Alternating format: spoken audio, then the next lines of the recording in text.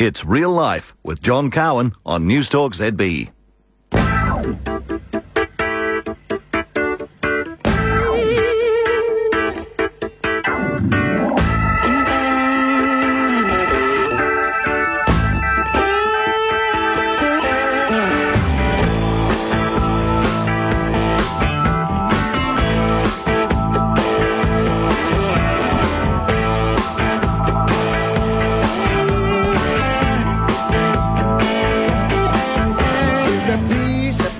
Understanding, you give me love so deep, that's why I depend on it.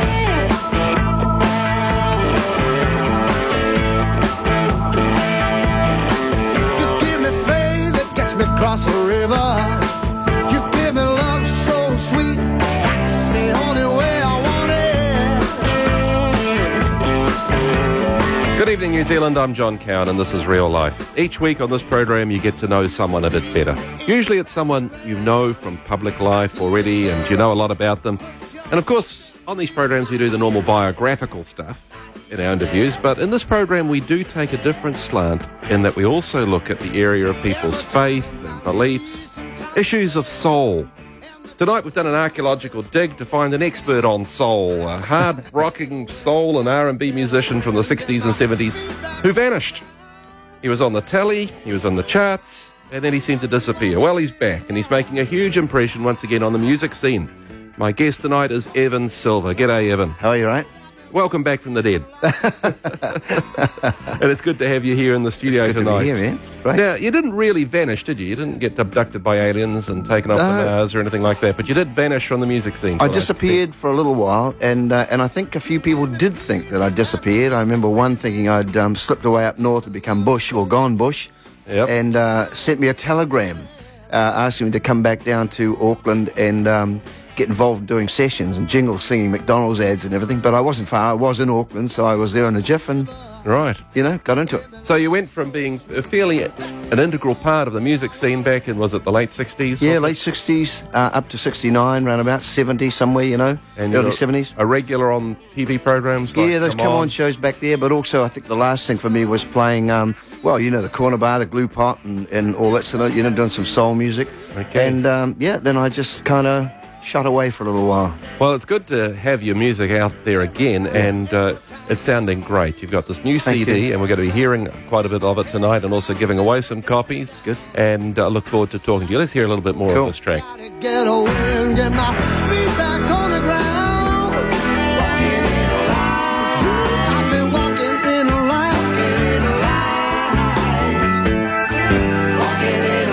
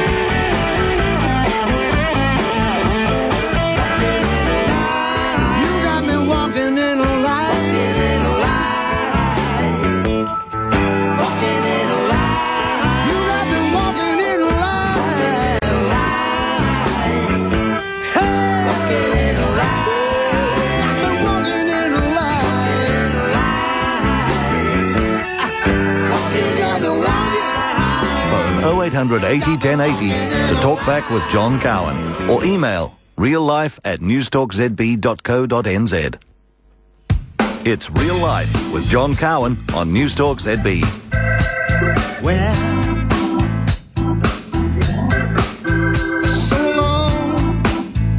so long, I've been missing you. Oh, I've been missing you. Telling me those little things that you do. Seeing you smiling when I wake up, I'm thinking of you.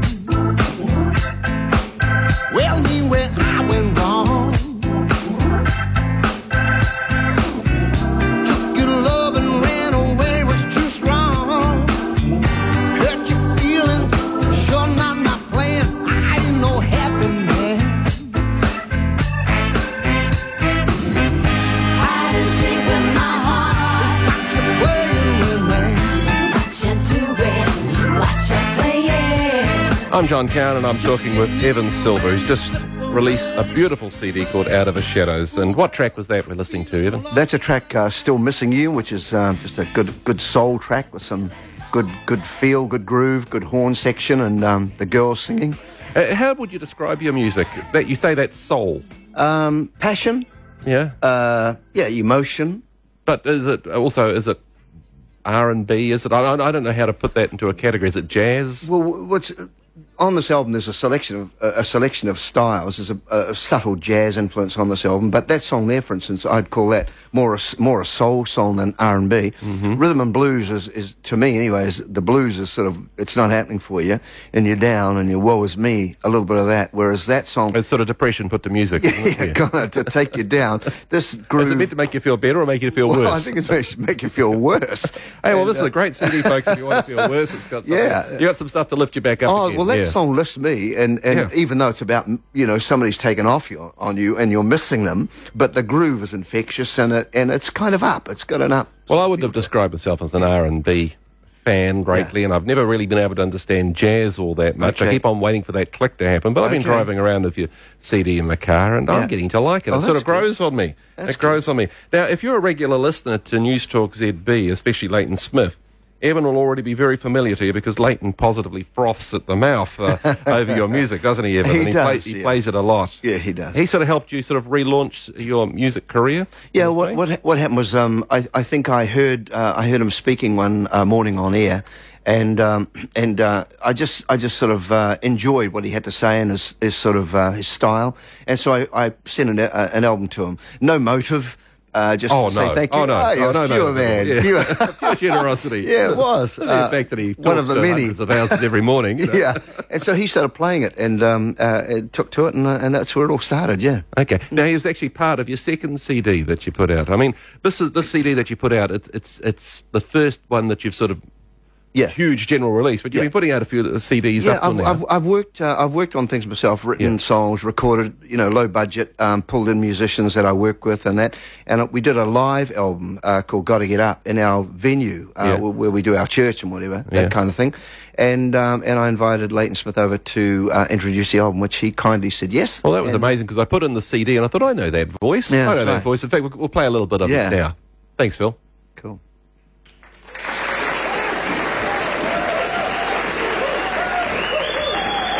Now, I take it they're reporting Leighton, are they? Or They're getting ready for me. Okay. I want to give you a little bit of history of why I think I'm here doing this introduction. Now, I should go back to 1989 because in my mind that's where it might start. At the end of 1989, I came back from New Orleans with a new CD by Dr. John called Makin' Whoopee. And I was the only person in the country that played it. And I have a little plaque, a lovely little plaque that's hung on the wall now from the record company to thank me. And since then I've got one or two more from different companies for breaking records. Now, for a talk station, breaking records is not exactly your normal routine. But I like my music, and I like different music, and I'd like to play it. I think that somewhere along the line, Evan communicated with me once or twice by fax or whatever, and a bit of a rapport was built up, and I want to confess to you that I didn't have any idea who Evan Silver was. I went to Phil Ewell and I said, "Who's this bloke Evan Silver?" I mean, as far as the music was concerned, he gave me a bit of background, the action, the wild days in Sydney and Melbourne of the 60s and I think the early 70s. And then, somewhere around the mid-70s, Evan found God. This came as quite a surprise to God because he wasn't sure he was lost. And his life has taken a different turn, as it usually does for people who find God. Anyway, this CD arrived called Ain't No Two Ways About It, and I played it in the car and listened to it. And then I played it to a couple of friends, and I said, "Tell me what you think about this." And they both said, they were separate times, separate occasions, different friends. And they said, "Well, he's black for a start."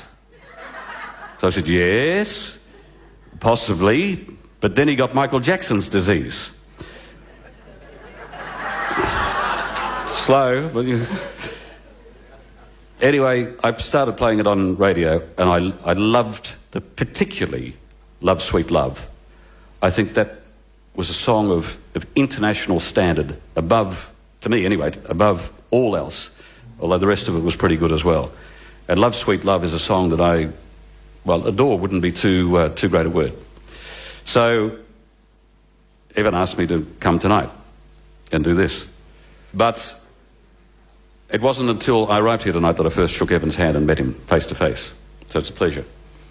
And you keep up the good work because it's fabulous. The music's great, and I know what you're trying to do, and I commend you on it. Ladies and gentlemen, would you please welcome, for this live recording tonight, Silver Service and the fabulous Evan Silver. Well, Leighton was certainly ecstatic about you. He's the number one fan, isn't he? Yeah, he was. He was and is. Well, yeah. You've got more than one fan. I tuned into another radio station that shall remain nameless, and heard a couple of dinosaurs talking on their music program, and they just loved your music, cool. And they were going on about how they thought it must have been recorded overseas.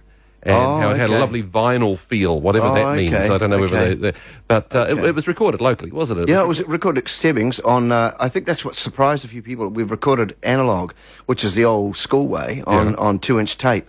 And so there's no digital kind of connection through the recording, which, bottom line, it's what you hear is what was played. Right. Basically. And I think a number of people, when they've heard that, and heard the album, they think, hey, no, it couldn't be. It's got to be, must have been doctored somewhere, you know? So there's all these physicians, all these engineers and things working so hard to develop this machinery that creates an incredibly crisp, brittle sound, and then you go and just go back old school, drag out something that's 40 years old that's right, man. to get that right sound. Yeah. And Tony Moan, the engineer, who did this album or for me and with me, Tony's got great ears for...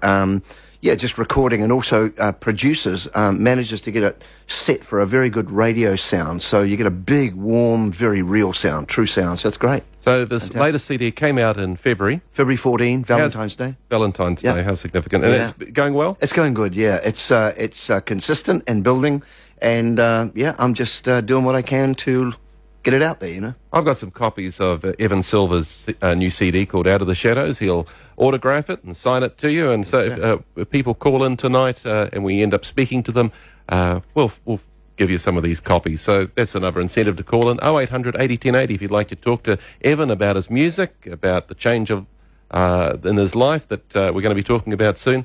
0800 80 1080. And let's listen to that music that Leighton was especially keen on, that track Love Sweet Love.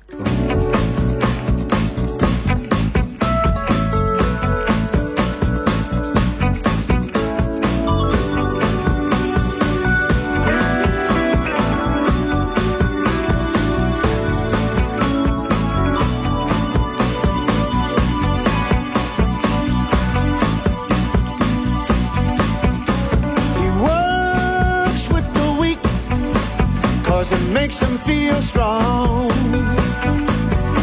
She moves with the rich. It makes her feel like she belongs. And they run with the wind as it moves along.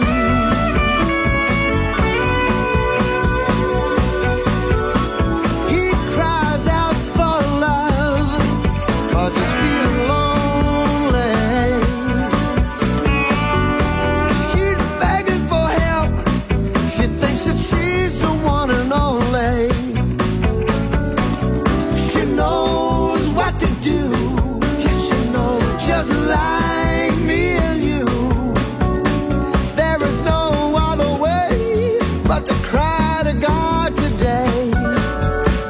Phone 0800 80 1080 to talk back with John Cowan, or email reallife@newstalkzb.co.nz.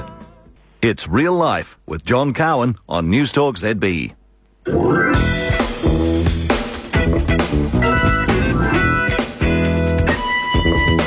Get up on this.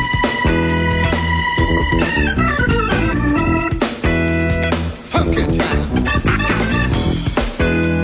Hungry for a new life, baby.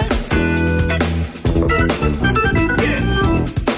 I got to get the message through to you. Stirring in my soul here lately. Look here.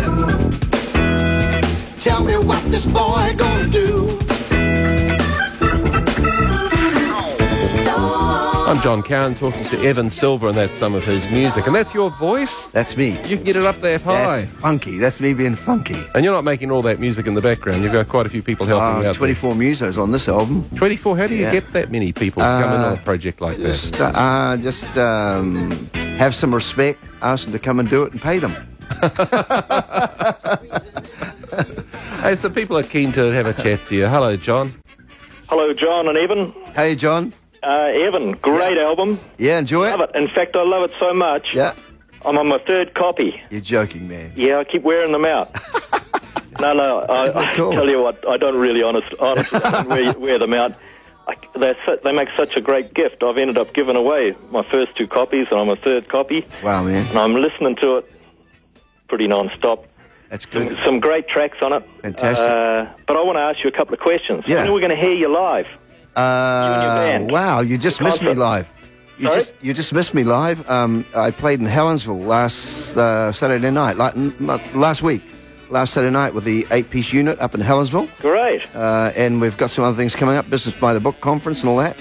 But we're looking at a launch. Yep. We're looking at an album launch. We're just trying to find a suitable venue that will house enough people, and it's got to be funky on the inside. Can I chime in here? How can people find out when you're going to be on? Is there a website or? There's not a website. I don't have one at the moment. I need to get one, obviously.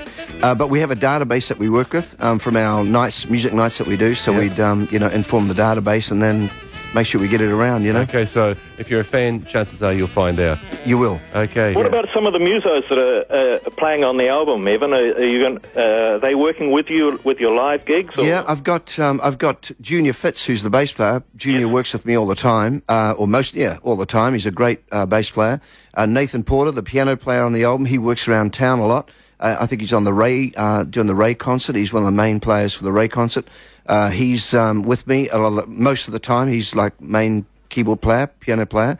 And the horn players I use, Chris and David. David's from Chicago, Negro from Chicago. He plays horn with me, and Chris Nielsen. So most of the guys Did he come out from America just to do I paid him well. No, David's, he lives here now in New Zealand. But most of those players I do work with live. And when we go, like when I do, I'm looking to do something in Wellington and probably Christchurch later, I will use the drummer off the album and the guitar player off the album because they're Wellington, Rotorua people. Great. So I'll sort of line all that up, Great. Cool. Yeah. Great. And when are you looking? What sort of time frame? Well, I'd like to do it tomorrow night, but reality. do it tonight, though. Yeah, we just got to get together and set a date, venue, and rehearse and things like that. Thanks for your call, John. Stay on the line. We'll flick you another copy of the CD so you can give away that one that you're listening to now. Wonderful. Probably worn out. Thank you. So Go, we'll get Johnny, you another go. copy. Sounds like you're working for Evan's publicity department. But, thanks very much. My for marketing your call. man. I got another call. you. Hi, Keith. Good evening. Hey, Keith. Hey, how's Evan? I'm good, man. Very good. I just have to say, I really appreciate your music. I mean, you get my feet moving. I remember a few years ago when I came along to the church there, to Harbour Christian Fellowship, and you got my feet moving. That's good. There's not many places you can go along to like that, and not only get a good message, but hear the pastor get up and get his groove on and get you dancing. And that was at a particularly important time in my life too. I think you were one of the people who I felt I could talk to. You come across as pretty real, and you do that in your music too. You get beneath the pop song into something that's got some. You're talking to people's hearts with your music, and I just want to thank you for that. That's and cool, for being the kind of guy who passes on his wisdom. And not only in his music, but in the church situation. That's good. Now, I take it Keith also works for your publicity department. No, he's not. No. Keith, I know. This is very, really good. And you're alluding to the fact that as well as being a muso, Evan is also a minister. And when you look at some of his earlier life, it's a fairly surprising transition. I'm looking forward to talking to him a bit about how does a person move from the from a pretty heavy scene in Sydney to pastoring a church on the North Shore. I'm sure there's a story there.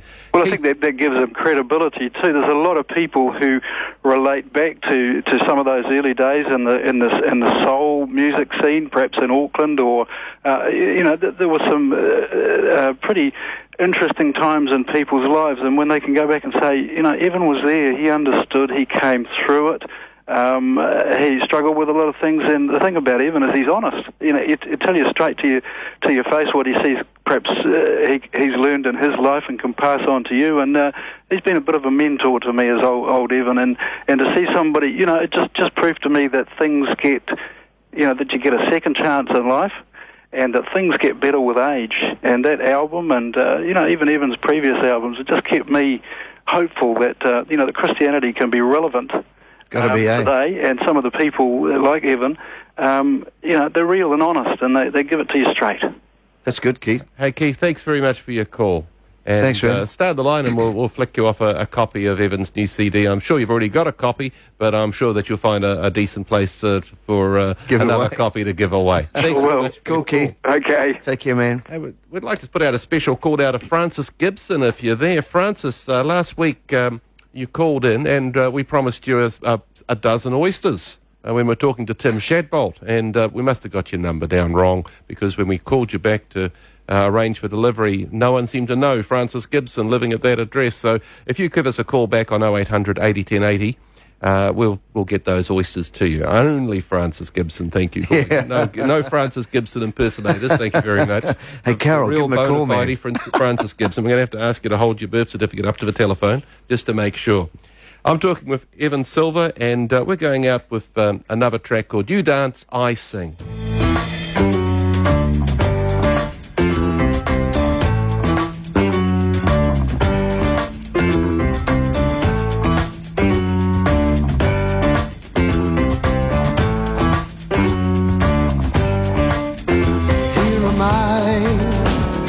With the earth beneath my feet can touch the sky. Feel the sun against my skin, oh me, oh my. Hear the music play and watch me fly. You see the body start to sway. Get on the floor and dance away. I hear the bell, it rings, then I start to sing. You can watch me move. Watching you. As I catch a groove.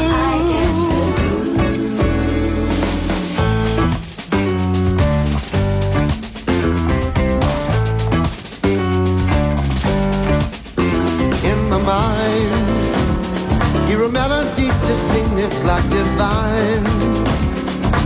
I catch a rhythm, steal some time, as a singer shapes a word, making it rhyme. The voice begin to say, it takes your heart and soul away. I take a breath to bring what I'm gonna sing. You can watch me move. It's Real Life with John Cowan on News Talk ZB. It's Real Life with John Cowan on News Talk ZB. As it is, as it is. As it is, as it is.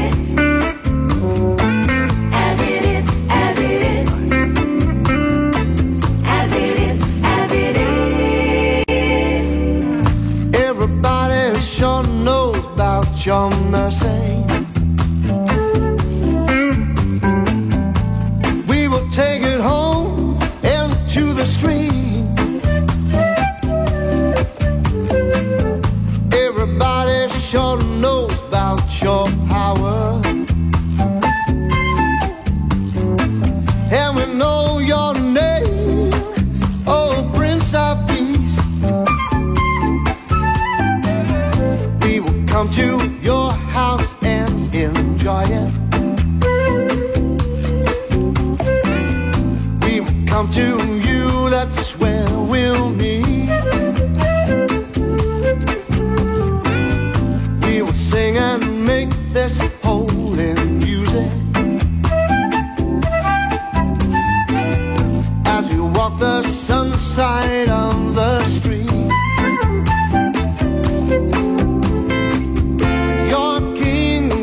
I'm John Cowan, and we're listening to some music by Evan Silver, and we've got Evan in the studio with us, and you're adding to my musical education. What style of music do you call that? Is it? That would be, I mean, that's just Latin? Latin, sort of subtle Latin groove, which gets heavier toward the end of the song. Right. Yeah. Now, looking across at you here, there's a touch of a tar brush in your complexion there, and your name's not spelt like Long John Silver, is That's it? right. We've got a S-I-L-V-A. It's the VA. You've got a few exotic genes floating around there. A little bit of Portuguese. My great-grandfather jumped ship in the islands. Yeah. And the original name was Pereira. Mm-hmm. And changed his name to Silva. And so it's come on down to me. Right. And hence, I think some of that... Roger Silver would have come down to me out of my family, but that's... yeah. So that's hence that kind of Latin rhythm, I think. Right. Has it influenced your music, these... Well, it's strange how it happened, because I hadn't written anything previous to the live album with a Latin sort of rhythm. And it was just, I don't know, it was just sort of... I was writing one day and had this rhythm, and I thought, wow, where does that come from? It's got to come from the roots. And so I followed through with that, and there's a couple of Latin tracks on this new album. Okay. What was your first dip into music? You've been in music, for more than 30 years now? First dip was when an uncle of mine used to take me across to the North Shore when I was probably 12, 13. Yeah. And sing in a club, totally freaked at the time, in a North Shore club, Frankie Lyman songs and sort of, that kind of music, and that caught me. And then so I thought, well, when I was about 16, I think, I pursued it and, sang a bit of pop and sang pop and that. What, you in a band? Yeah, a band called The Mockers, actually. The Mockers? But not that... Not the Fagan Mockers? Yeah, not the Fagan Mockers. No. But, and I didn't enjoy the pop thing. It wasn't my scene. And so I started my own band called Nobody's Children, which was a soul band, and went on from there. And just kept it going. Just developing it, just working at getting better at what I was doing, Yeah. Now, I've heard it said that you and the law weren't getting on too well about this stage. I had some severe run-ins in the early stages when I was living in Wellington, in Oraki, and I just kind of we moved house. We moved from one street to another street.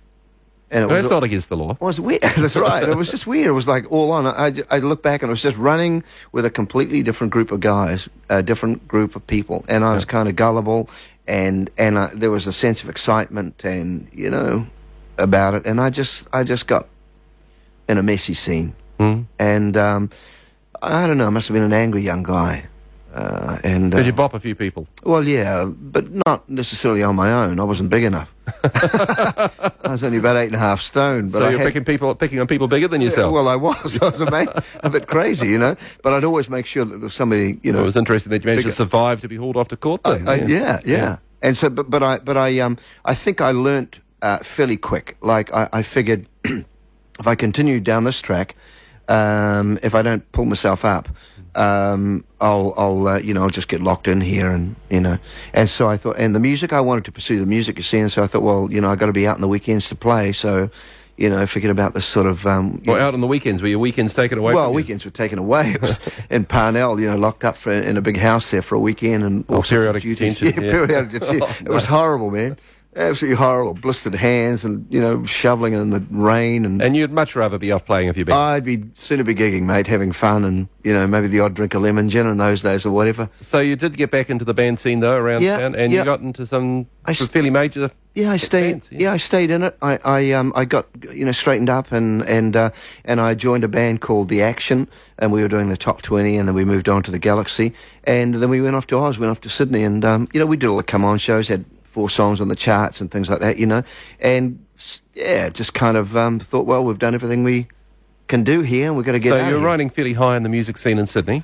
Yeah, we went to Sydney and did the Whiskey Go-Go, and that just took off immediately, so we signed a contract with a club called the Hawaiian Eye. And that would have been full of American GIs, I guess. That's right. There was a scary side of that, because some of those guys were severely damaged, and, 3 a.m, those guys are not good to be hanging around with. What was the lifestyle like back then? Was it the sort of the drugs, sex and rock and roll lifestyle? Very fast. Yeah. Very fast, very carefree. Was it doing you damage? Yeah. lack of respect for others around about you and lack of respect for your own body and mind, I think. Yeah. And, the drugs are fine for a while, but then they start to kick in and start to affect you. You're forever saying they're not, and they won't, but you find out later on that there is an effect. And so the band Action fell to bits? Yeah, for, 18 months we stayed together over there. Yeah. And then I joined other bands. I joined a great band called Compulsion. Fantastic. We all had big afros and it was a wild band down in Melbourne, and we were on the road. We did 5 gigs a night and whatever. And that was a lot of fun. And came back to Sydney with another big band, and then it just came to the end of it. Just said, I've had enough of this, The you really did lifestyle. just get sick of it? I just got sick of it, man. I just got... if I look back now and try to connect with, or look at, try to sort of, say what I felt like I was dying. Yeah. On the inside, I was dying. I felt like a dead man. Even though there was things happening all around me, I just felt inside, internally dead or dying. That's what it felt. Yeah. Grey, dark, hopeless. And so back to New Zealand? Back to New Zealand. Came back to New Zealand, put another band together in New Zealand, played for a while underneath the, which is the Civic Picture Theatre. There was a club down there called Do Re Mi. I had a big 8-piece band doing all sorts of stuff. Edgar Winter, great music. We played some great stuff. Sly and the Family Stone, and that was a good band, but I was dying, man. I was just dying. And did you feel like that the best of your life was already past then? Did you feel like you'd been at the top and were... I felt like there was more for me, but I couldn't get there because of whatever was going on inside me. I just felt sort of hopeless. But you didn't die, so what happened? Some say, I suppose, you find God, but really, it's God finds you. God knocked on my door. Well, he just knocked on my door, man. There weren't 2 of them wearing suits knocking on your door. No. How do you mean? It's a long story. I'll give you the short version. The Reader's Digest condensed version. I had a grandmother. I had a grandmother who was praying for me for a number of years, unbeknown to me until I became a Christian. Hang in there, praying grandmothers. Beautiful, I tell you, man. It's amazing. I had 2 sisters that were Christians that were also praying for me. One, unbeknown to me, the other would tell me frequently that she was praying for me, which used to turn me off and get me aggro as well. And then 2 of the guys out of the band that I played with in the Action, the bass player and guitar player, both became Christians. So when I came back from Australia... Oh, God was just noosing you and totally, man. Putting a net right around you. There were some surprises, severe surprises for me. And so people would talk to me about Christ. Over a 12-month period, people would walk up to me in Queen Street, total strangers, and say something to me about God or Jesus Christ or whatever. And so after about 12 months of that, you've got to start saying, hey... So you really got this idea God was after you? I got the feeling. Did you have any notion of that God was real, or did you just wonder, or what was your attitude to God at that stage? Disinterested. I wasn't searching. I didn't think I was searching at that stage. God was maybe real to me, but I'd never really personalized him. And whoever he was a long, long way away from me.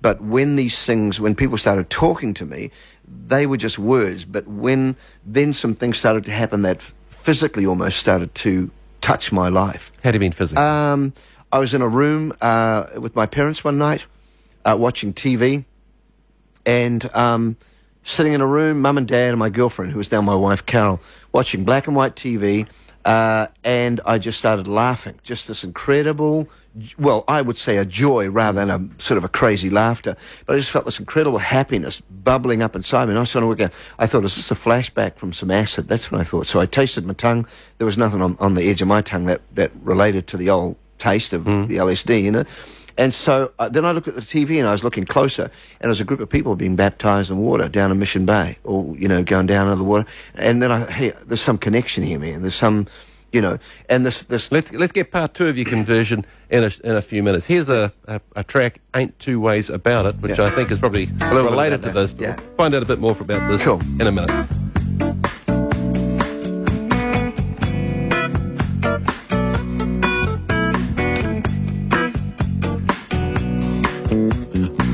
Ain't no 2 ways about it.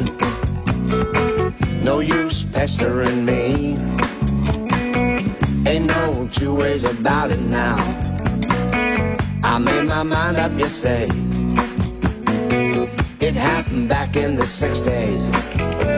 Some guy jumped on the stage. Ain't no 2 two ways about it now. My heart had filled up with rage. Did not believe I made him suffer. Ain't no two ways about it.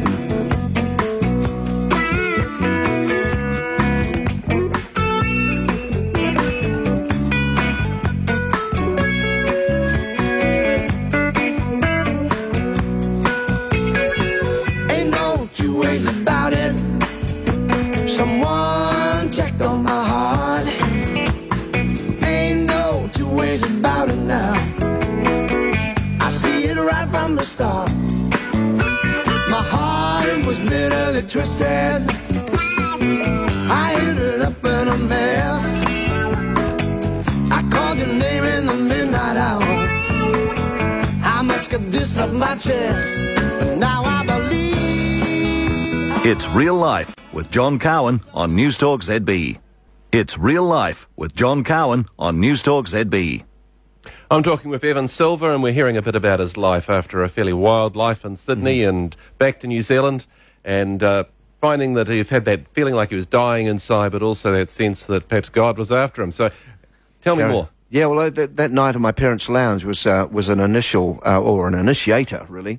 The reality of God. It was the first time that I'd experienced anything that powerful, now I say spiritual. I didn't understand that then, but just powerful touch of God on me, but it was internal. It like touched the inside of me, just bypassed all of my flesh and bone, and just touched me, and it felt incredibly pure. So I started searching around about then. How did you search?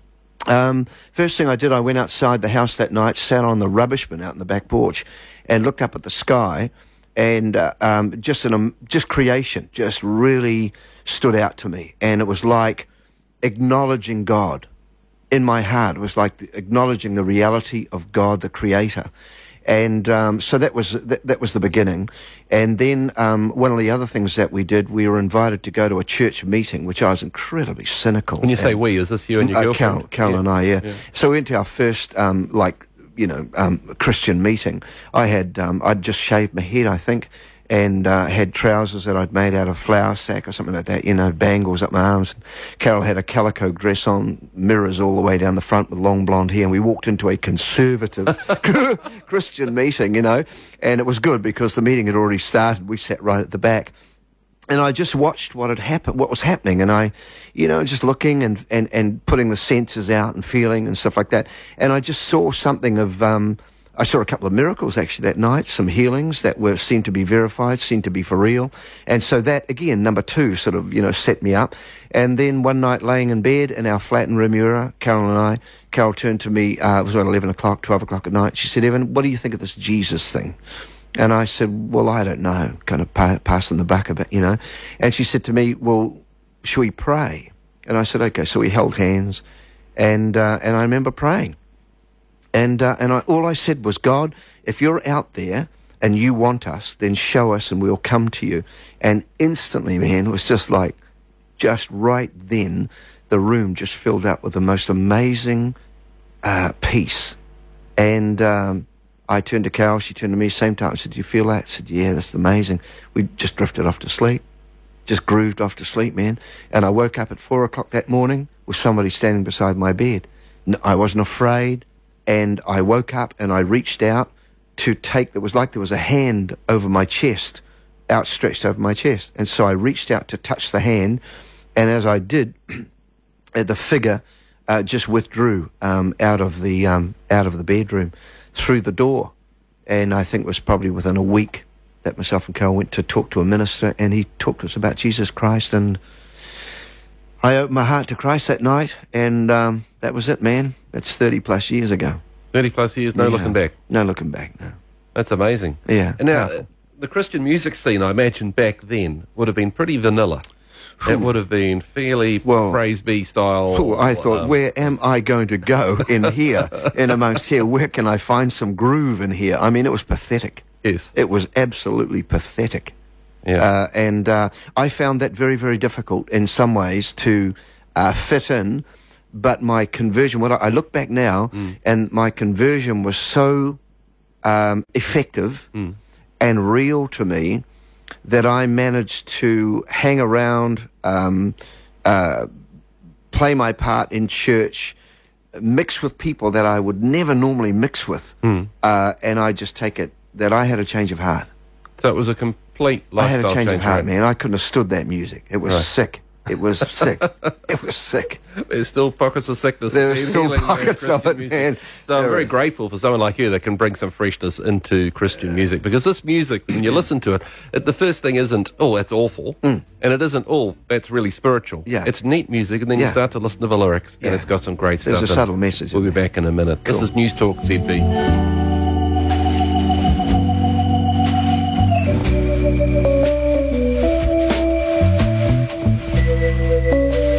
Your love saved me from a misty morning fall.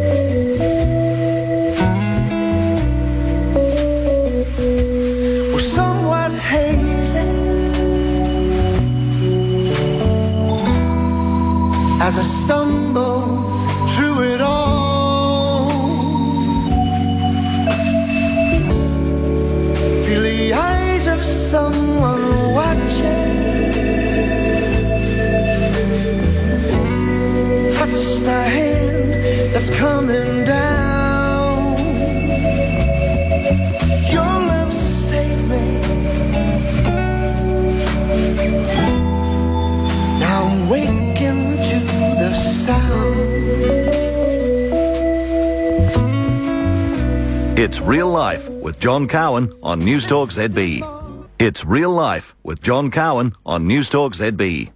Well, I began talking to Evan Silver at the beginning of the hour, saying that he was back from the dead, and in a sense that's almost true, isn't it, Evan? Yeah, it You is said you really. felt like you were dying, Yeah. that there was Yeah. some great, something was decomposing Yeah, in the totally heart on of the Evan inside, Silver. yeah. And Yeah.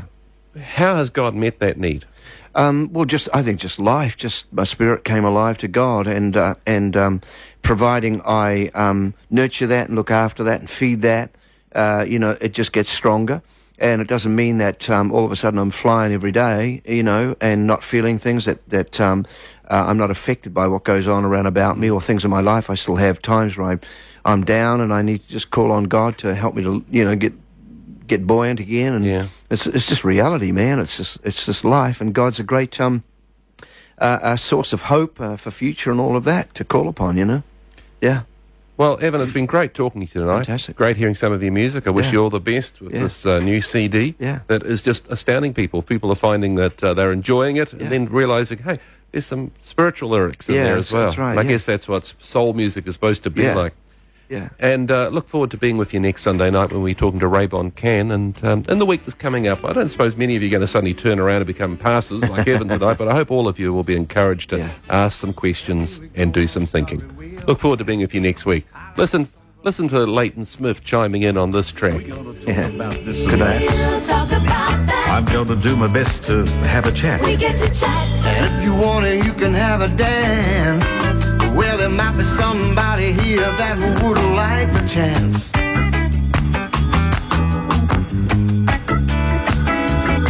Open your eyes and take a look around. Come on, let's shake some ground. Shake, shake it. Shake, shake it. He shuts his eyes playing in the crowd. Shake He it. always wears the colors very loud. He wears a hat that fits way too tight. Shake She it. dreams of light at night. Earth has a sorrow that heaven can heal. Some people don't belong behind the wheel. He talks a lot about Jesus Christ, but I know that what he says is right. Is it right? Oh. Tell me, do you know about it, sir? What about you? Tell me, what do you prefer?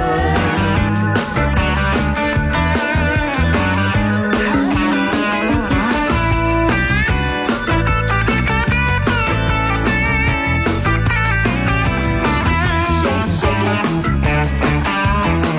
Shake, shake it.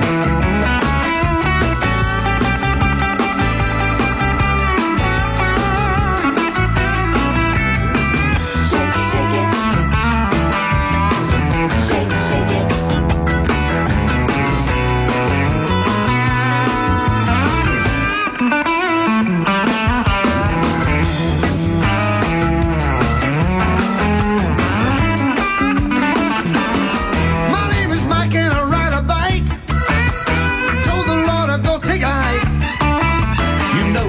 get away with that.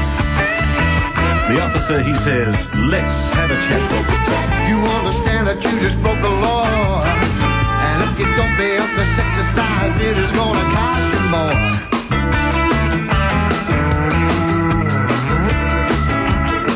Open your eyes and take a look around. Oh, come on, let's shake some ground.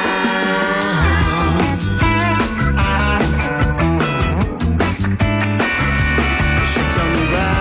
Shake it. Shake it.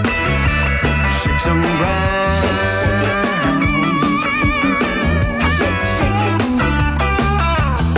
Come on, shake it. Come on, shake it. Come on, shake it. Come on, shake some ground. It's Real Life with John Cowan on News Talk ZB.